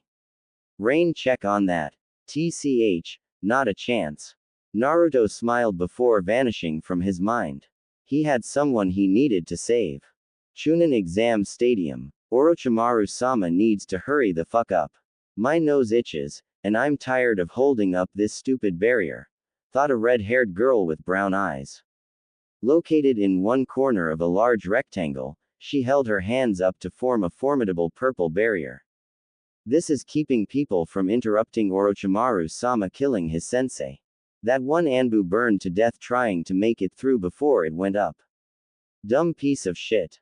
The girl smiled before twitching her nose again. It seriously itched, but she couldn't move her hands, or the barrier would go down. The barrier was going down anyway, so it didn't matter. She could scratch her. Wait, what the fuck? Questioned the girl realizing the barrier was slowly disappearing. The barrier vanished entirely, and she saw the culprit behind it. He had yellow hair and icy, purple eyes. Who the fuck are you? That's not important because I'm a clone, said Naruto after absorbing the barrier's chakra. What is important is information. And I don't have time to waste. Jigokudo. Mu no Kai, Naraka Path. Realm of Nothingness. The world went black for the girl, and she found herself unable to move. She couldn't speak either because her tongue was held by something she couldn't see. Instantly, the place illuminated to show Naruto standing before her. There was a red construct with 3 fingers pulling her tongue an impossible length from her mouth. The girl looked left and right to see her other 3 teammates, who helped form that barrier, all in similar predicaments. He captured all of us. As my clones told you, I don't have time to waste, said Naruto looking at all of them. Which of you is the leader? None of them answered, but Naruto wasn't looking for a verbal response. Feeling chakra flow from the one with the orange mohawk, Naruto walked to him.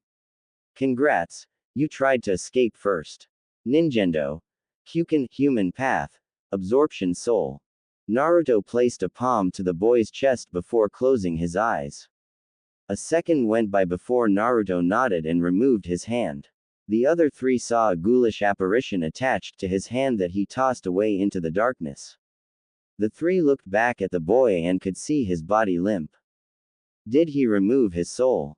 Thought the gray-haired one before Naruto turned to him. Yes, Sakin, I removed his soul. Doing so lets me see his entire life. I didn't like what I saw, so I kept his soul, said Naruto before walking to Sakin. He placed a palm on the boy's chest. I know from him that you're the leader when the 5th guy isn't around. Which means you likely have the information I want.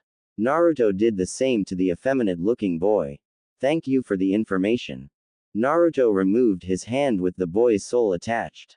Naruto nodded his head before looking at the 2 remaining Odo shinobi. The fear in them was palpable and justified. Naruto flung Sakin's soul into the darkness before prepping his departure.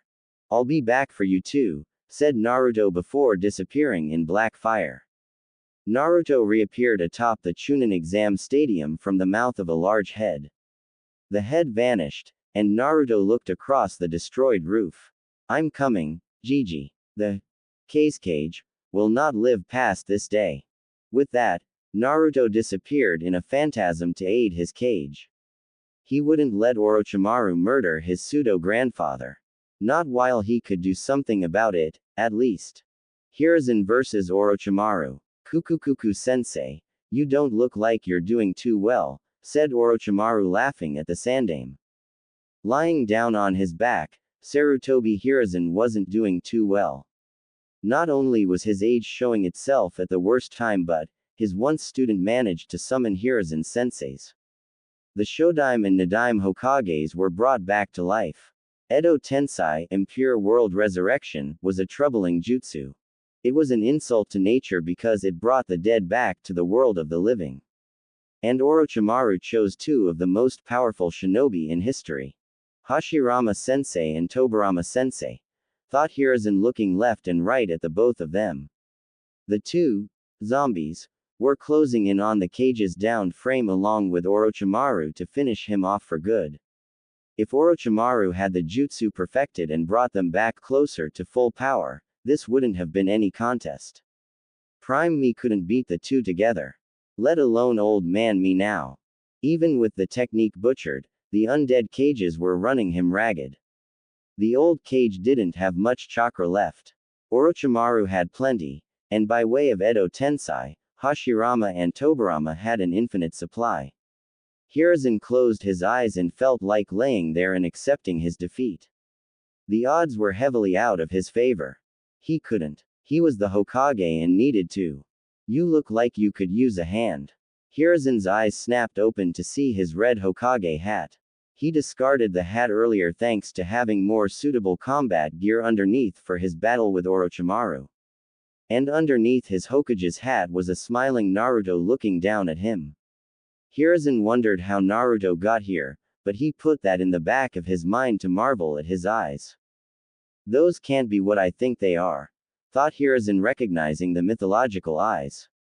He knew the legend of the Sage of Six Paths and his unparalleled dojutsu, the Rinnegan. Naruto-kun, your eyes. I'll tell you later. For now, take it easy. I got this, said Naruto before placing a hand on Hiruzen's chest. Closing his eyes, Naruto removed his hand after a second before nodding and walking away. You look like you could use that. I'll be done shortly. Hiruzen felt rejuvenated since Naruto filled back up his chakra supply. It was like the most incredible shot of adrenaline ever. He felt 25 again. The cage wouldn't need to use any of it because Naruto teleported him a safe distance away. The boy didn't need his assistance in the coming battle. Orochimaru, or should I say, Kazekage Dono. Either way, I'm your opponent now, informed Naruto, walking toward the three-headed monster Hiruzen had been pitted against. Orochimaru was shocked seeing Naruto's eyes. He has the Rinnegan? Questioned Orochimaru in his head. The leader of Akatsuki had the same ones, but Naruto's Rinnegan had Tomo reminiscent of the Sharingan in them. Are his eyes related to the Sharingan in some way? I have to know. And there's an easy way to find out. Orochimaru's look turned to one of pure interest. He mentally ordered the previous Hokages to attack Naruto. Naruto merely continued his walk straight to Orochimaru despite the two arriving with synchronized attacks ready. Orochimaru watched the two cages get inexplicably thrown away from Naruto without him breaking stride once. Chikushodo, Kuchio's animal path. Summoning, said Naruto before stopping and letting his chakra flow. A sealing array appeared before a plume of smoke rose. The smoke dissipated to show the Jinchuriki had summoned a bipedal dog. Weirdly, the dog had the upper body of a bird. The creature looked like a Yamabushi warrior bar a mask, stood roughly 40 feet tall, and had large wings with Naruto's Rinnegan where its eyes were supposed to be. The beast crowed loudly before rushing Orochimaru with immense speed. He summoned a Tengu. Where did he find such a contract? Questioned Hiruzen, watching from where Naruto left him. He could see the summoning pestering Orochimaru. Naruto focused on the more dangerous foes in Hashirama and Tobirama. Normal methods cannot kill them, Naruto-kun. They'll reform from any damage you do, no matter how severe. You have to seal their movements, make the summoner release the jutsu, or remove their soul. Naruto had a jutsu plan to vaporize the two reincarnations. The shouted warning from the Sandaime reached his ears in time. If that's right, how was Gigi going to win this fight then? Does he have a technique that can seal them or remove their souls? Thought Naruto, watching Hashirama place his hands in the snake seal. His eyes picked up on the unique way the cage's chakra molded. He has a Kekkei Genkei. And his chakra. He was an earlier reincarnation of Ashura.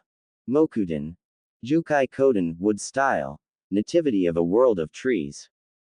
Trees emerged all around. They were numerous and trapping in their creation. Naruto was outpacing them in his dodging, so Hashirama amped them up further. The trees grew to monstrous heights before they stopped abruptly. Hashirama perked up when Naruto appeared before him. Naruto placed a palm to the undead cage's chest. Rest once more, Shodai-sama, said Naruto, removing Hashirama's soul. The man's body decayed into ashes to reveal another body. Figures a jutsu of this caliber would need a sacrifice to utilize it. A shame, I found it intriguing. A black rod slid into Naruto's hand after he spoke. He used it to block a sword strike from Orochimaru. Orochimaru was confused because it was in the boy's blind spot. The Sannin didn't know that anything that had his Rinnegan shared its vision with him. The Tengu watched Orochimaru disengage to try to catch Naruto unaware, and by proxy, Naruto did too. The attack from the Nadaime was also in the Tengu's line of sight. Fujutsu Kyuin, said Naruto, raising his other arm. He nullified and absorbed a pressurized stream of water from the Nadaime. Naruto kept his hand out before turning his head to the undead cage. Tendo. Damatsu Diva Path. Guiding destruction. Rest again, Nadaime-sama. Tobirama haplessly flew at Naruto before making contact with his hand. Naruto ripped his soul out before the reincarnation deconstructed as Hashirama's did. Orochimaru felt fear when Naruto looked back his way. Hiruzen's ex-student made it his mission to get as far away from Naruto as possible. He would need an opening. The Rinnegan grants so many abilities. Pain had nothing like this. Only the gravity powers, thought Orochimaru, wary of Naruto. The Jinchuriki was nothing like the boy he'd defeated in the Forest of Death. Where did this power come from? You allowed this. Orochimaru blinked, hearing Naruto's answer. What? When you cut my biju off from me, this power was allowed to flow freely. You can read minds. Yes, but I didn't need to read yours. It's written all over your face, said Naruto before the tomo in his eyes spun. The outer 3 tomo vanished before Naruto's chakra spiked. Goodbye, Orochimaru. Shun Goku Satsu, instant hell murder. Orochimaru watched Naruto glide slowly toward him. However, Naruto was already behind him. His brain made him think Naruto was moving slowly because of the phantasm before him. And he died a few seconds ago, but his body hadn't figured it out yet. Hiruzen saw the entire sequence. It happened in an instant, but the phantasm showed what transpired. Phantasms of Naruto striking Orochimaru could be seen, and the number of blows was incalculable. There were so many. The Sandaime saw Orochimaru finally drop before realizing the Sannin wouldn't move again. The aged Kage made his way to check for himself. The closer Hiruzen got, the Kage could hear progressively louder wheezing breaths. They were coming from Naruto. Naruto-kun, are you alright? A tear of blood trailed from Naruto's left eye. Hiruzen was worried until the boy's breaths calmed down. Hiruzen allowed Naruto a moment and turned to Orochimaru. Is he dead? His skin changed from pale white to a sickly purple. However, he doesn't look hurt physically. What did Naruto do to him? I am alright, Gigi. I keep finding out the hard way that this body isn't ready for the full scope of techniques it can use, said Naruto, clearing the bloody tear with his sleeve. The technique he used was one of the most taxing in his arsenal. I hope you said goodbye. He won't ever be coming back. What did you do, my boy? I saw you hit him, but I see no evidence. The Shun Goku Satsu isn't a technique that strikes at one physically. It is a special power of my Rinnegan that allows me to attack one's soul directly. Hiruzen's eyes widened at the explanation. What a dangerous ability. One could fortify their body through rigorous training or medical enhancements. One could strengthen their mind to avoid interrogation and others tinkering with it. There was nothing one could do to ruggedize their souls as far as Hiruzen knew. Naruto's technique was unquestionably a surefire kill. All the strikes I saw then was me battering Orochimaru's soul until it could take no more, confirmed Naruto, looking down at the motionless Sannin.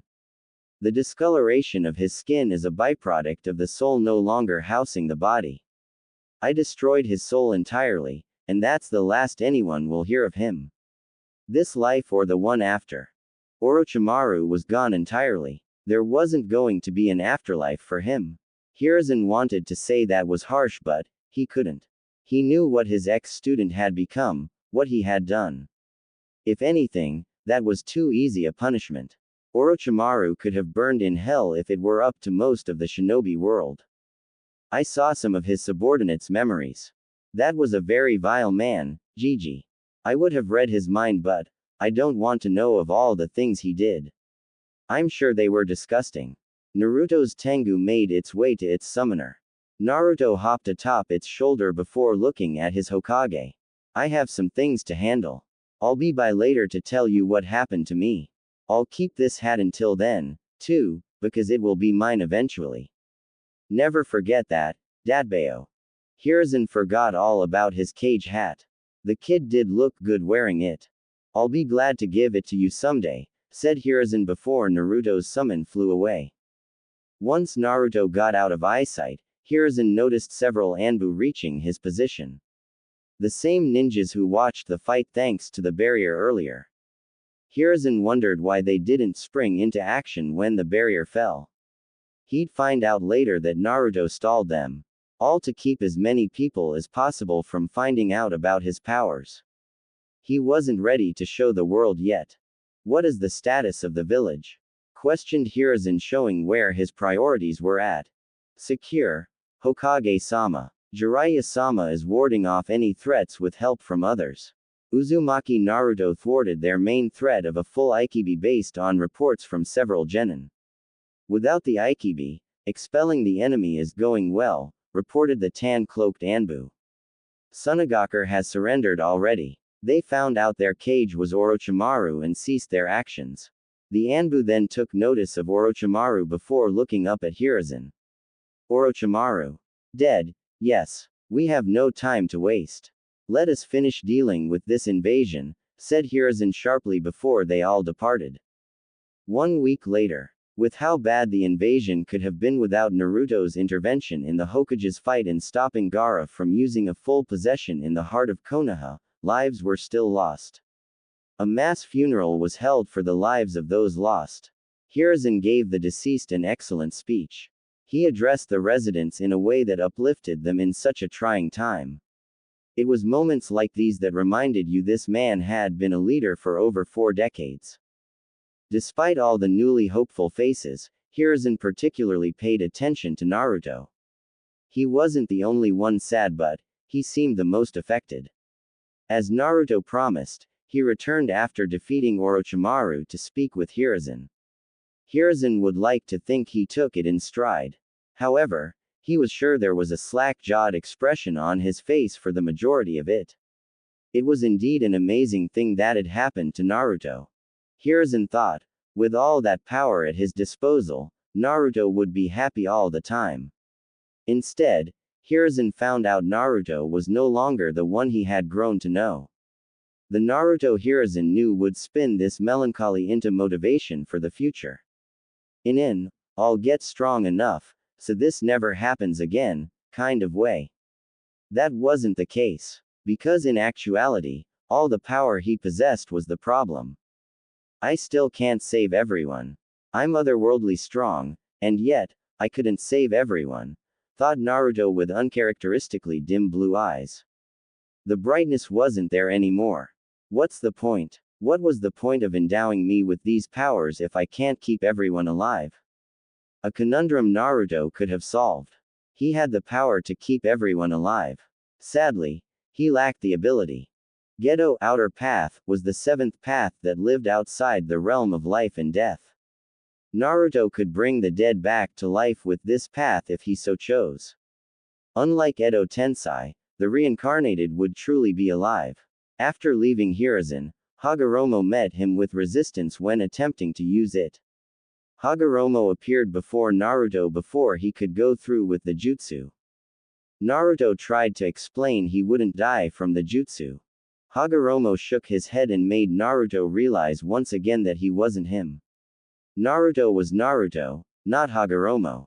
Hagoromo was an adult with the most powerful entity in the world to fuel the chakra and life force necessary for the Gedo's ability. Naruto was 13 years old with barely a month to adjust to his Rinnegan and new chakra. Naruto also has one Biju. While powerful, Kurama wouldn't be able to keep Naruto alive if he used any of the Gedo's abilities. Hagoromo could do such a thing and be exhausted for some time. Naruto would undoubtedly perish, bringing back the shinobi and citizens who lost their lives with his current skill level and body composition. Naruto pitied himself, learning he couldn't help. And with the funeral, those feelings resurfaced. He could have saved them. He should have been able to save them. And yet, he wasn't able to. And now, some mothers wouldn't have their kids come home. Some spouse wouldn't have their lover. A child would be orphaned. All because he.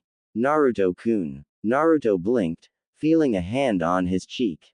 Looking to his right, Naruto saw Ino looking at him with concern. Her look was justified because he was bawling hard.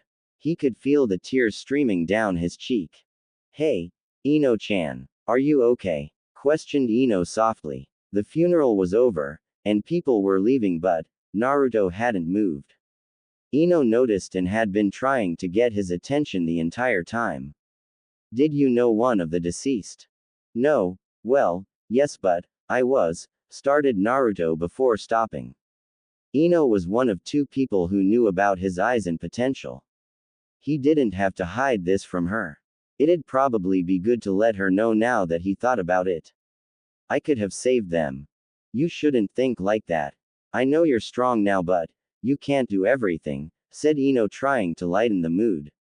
Naruto shook his head before transporting them to the Hokage monument. Ino saw Naruto's Rinnegan glowering at her before noticing their new location. I know about your Rinnegan. A lot of abilities and blah blah blah. Still, you're strong, Naruto-kun, not omnipresent. Do you remember the 6 paths I showed you? Ino nodded before Naruto held up 7 fingers. There's a 7th path, Geto outer path, and it allows me several abilities. One being reviving the dead, said Naruto, getting Ino's eyes to widen. I can revive anyone, be it right after their passing or decades and decades since. It's more strenuous the longer they've been dead and dependent on the revived person's strength. I can bring back a singular person. I could also bring back everyone who died during the invasion. Ino looked at Naruto in another light. It was hit after hit with this guy. Naruto could revive the dead. Now that she thought about it, there had to be a cost for such a technique. And he practically said it. There has to be a drawback, said Ino, noticing Naruto's Rinnegan. It was missing 3 tomo. When you mean strenuous, does that mean you could, well, you know. Yes, I could potentially kill myself.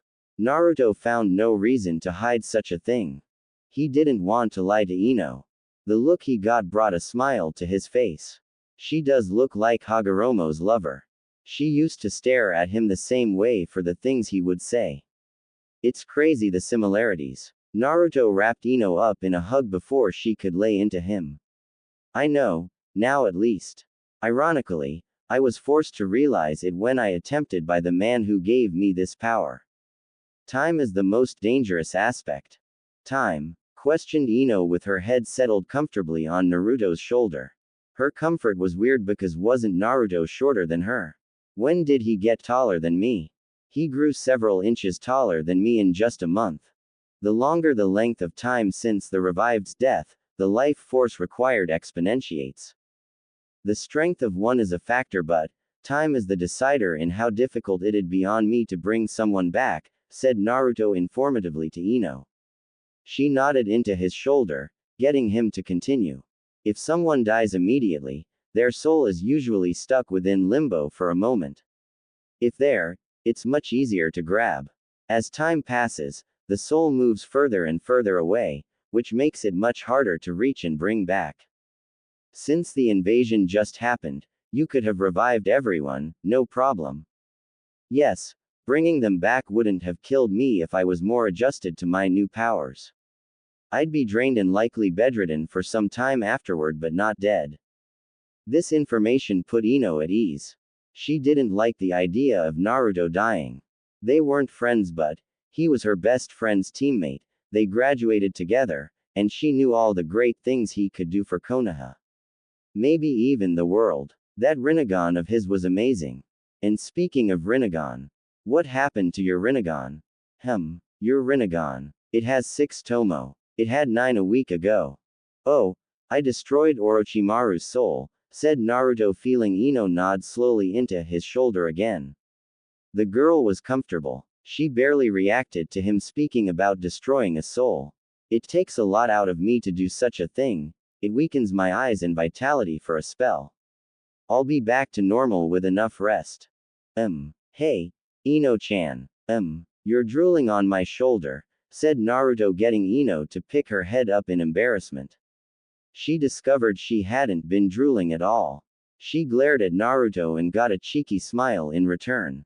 Oh, it's getting to be too easy. When will this end?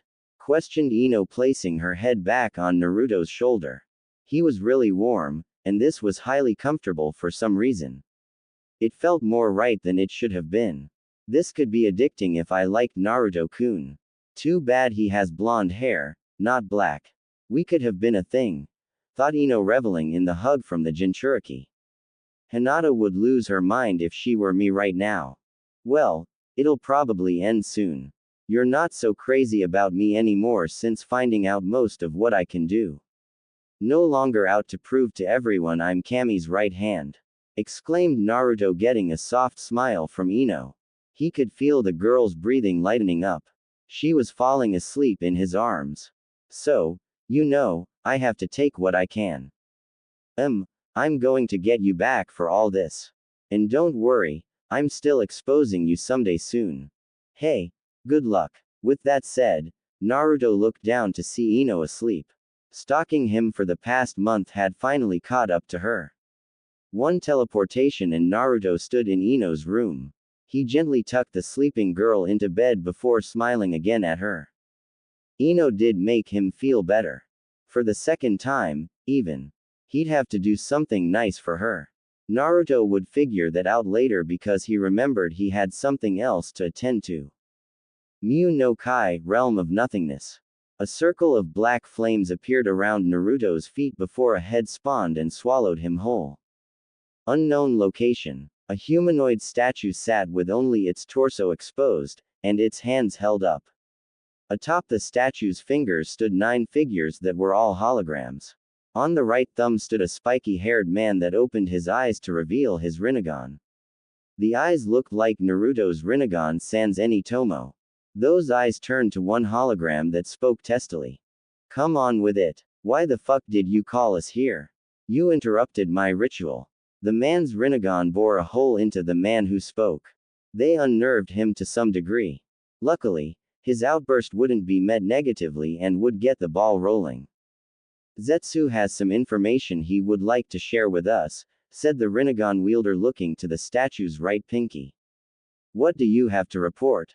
Sunagakur invaded Konoha. Orochimaru aided them in their efforts, informed the hologram known as Zetsu.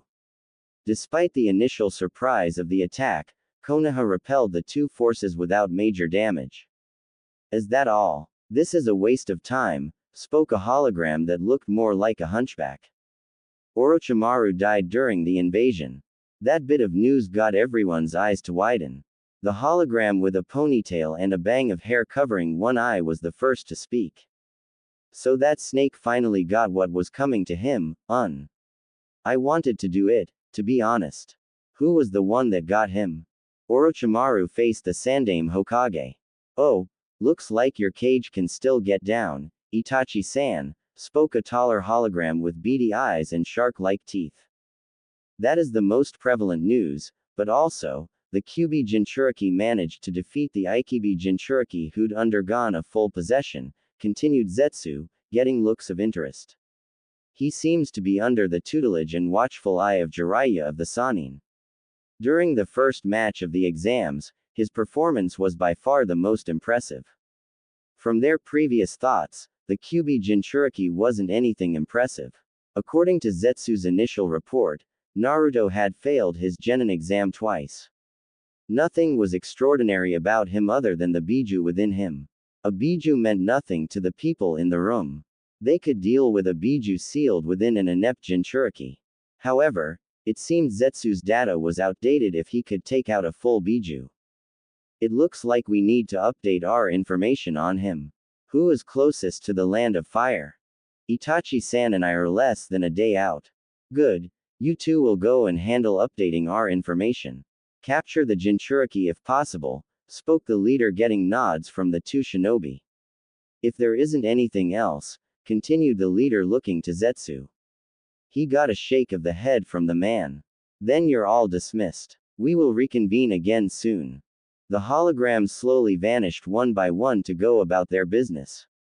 A business that involved Konoha's Jinchuriki first and foremost. With Naruto. Achoo! Sneezed Naruto, shaking his head after. Removing his face from his elbow, Naruto looked forward with a smile. Someone must be talking about me. Now then, where were we, Tayuya and Kidomaru? Questioned Naruto looking at the 2 remaining captured Oto shinobi. They'd been in this realm for over a week, mainly because Naruto forgot about them. I have no more use for either of you. I've killed Orochimaru, and I plan to begin eradicating any trace of his existence from this world. Tayuya, the redhead female, and Kidomaru, a tan-skinned boy with 4 extra arms, looked shocked at the news. Orochimaru was dead. Because of this kid, they'd have asked how, but their tongues were held by that red construct. And it seems I'll be starting with the two of you, said Naruto, getting a panicked look from Tayuya. He placed a hand on her stomach. Tayuya looked fearfully, seeing his Rinnegan glow ominously. Kyukin, absorption soul. Naruto pulled back with a soul in his hand. Tayuya figured she was dead until seconds passed by with nothing happening to her. Her confusion was immense when she saw Naruto fling the soul into the darkness. Naruto could see the question in the girl's eyes. Orochimaru placed a portion of himself within you through your curse mark. I could feel his presence within the other two as well. Killing you would solve it because it did with your teammates, but you don't seem hellbent on destroying Konoha or harming innocents any longer, said Naruto before a shine came to his eyes. I wouldn't be wrong in that assumption, would I? Tayuya shook her head. Naruto closed his eyes before hearing her drop to the floor. The girl found her tongue released and sat helplessly before Naruto. The Jinchuriki nodded and moved on to Kidomaru. Removing Orochimaru's soul, Naruto gave the same question. If I free you, will you harm Konoha or innocents? Questioned Naruto, getting another shake of the head. Naruto nodded, but Kidomaru's tongue wasn't released. One cannot lie to the king of hell. If you do, the tendril holding Kidomaru's tongue proceeded to yank it from his mouth. You'll lose your life. Tayuya stared at the graphic death of her final teammate before Naruto turned back to her. He walked her way, and the darkness shifted to cover Kidomaru. Tayuya would have said something or been afraid if she wasn't devilishly tired. Now that she thought about it, she didn't know how long she'd been down here. She hadn't had water or food. She didn't even remember going to sleep. How am I alive? You didn't lie to the king of hell. And when trapped here, your body enters a stasis. If you were wondering why you've survived a week without food, water, and rest, informed Naruto, crouching down to look the girl in the eyes. Her brown hues held his gaze right back. Naruto helped her into a better sitting position before asking a question. What do you plan to do when I allow you to leave here? What does it matter? I committed a crime against Konoha and numerous others. I'm going to prison, said Tayuya, feeling her vitality return. She felt terrific. It happened after Naruto touched her. What the fuck did you do to me? I gave you some chakra. The king of hell drains all of it practically if I capture you, said Naruto with a smile. And, of course, you'd go to prison if I were to tell everyone in Konoha everything about you. I don't have to do that, though, do I? Tayuya's eyes widened hearing this. As I said, I plan to eradicate Orochimaru's existence until it is no more. I could have done it without you, but since you're still alive, I figured I'd ask for your assistance if you're up for it. Quote. And if you help me, I can talk to Gigi about your situation. Not like anyone knows you're with Oto besides him, me, and maybe Jiraiya-sensei. Tayuya stared at Naruto after he spoke. What kind of offer was that? It wasn't much of one. Either go to jail for some inconceivable amount of time or help Naruto destroy the very thing she once was a part of to gain freedom. Considering her team was gone, and Orochimaru was dead, what did he expect her to say? It was likely why his face lit up seeing her nod her consent to helping him. I was hoping you'd say that, said Naruto, vanishing from the realm to leave her alone once more. Did I go from one overpowered asshole's underling to another even more overpowered asshole's underling? Asked Tayuya aloud while standing up. The moment she stood, she was swallowed by black fire. The fire scared her until she felt the wind in her face. What the fuck? You're not the underling of an overpowered asshole, Tayuya-san. Think of yourself as an assistant for the time being, said Naruto, getting the Oto girl to look sheepish. She didn't know he could hear her in there. Welcome aboard. Our mission, to destroy Oto. Well, at least the majority of it, I'll wager to guess. Tayuya couldn't explain the feeling. From being stuck in a place without any feeling to returning to the actual world, Tayuya felt exhilaration like no other. The air, the colors, and everything was wonderful to experience again. Tayuya took in her surroundings and noticed herself on the back of a tengu. She spotted Naruto in front of her, lying down, with his eyes closed. Now, as your new overpowered asshole boss, I need you to change clothes. The Oto imagery is a no-go, said Naruto pointing to a backpack to the girl. There are some clothes in there. Change if you would. If you're the self-conscious type, I promise to keep my eyes closed. You better. And there better not be Konoha shit in here. I'm not wearing a leaf. I'm not wearing Konoha things, said Naruto, getting to Yuya to notice his attire. It was a black jacket, a fishnet shirt, and black pants. No Konoha affiliation was showing. If I don't wear Konoha, and it happens to be my village, I wouldn't force you to. You aren't a Konoha shinobi. You're the assistant of an overpowered asshole, remember? Tayuya looked at Naruto before grabbing the backpack. Opening the bag, Tayuya looked at the clothes and shrugged. He had good taste because these weren't half bad or far off from what she would pick to wear. Tayuya began to take her tunic off before glancing back at Naruto. Seeing his eyes still closed, Tayuya quickly changed. He wouldn't be getting some free show from her. Oto girl looks pretty good. No, scratch that. Oto girl looks good. Thought Naruto, keeping his promise of not opening his eyes.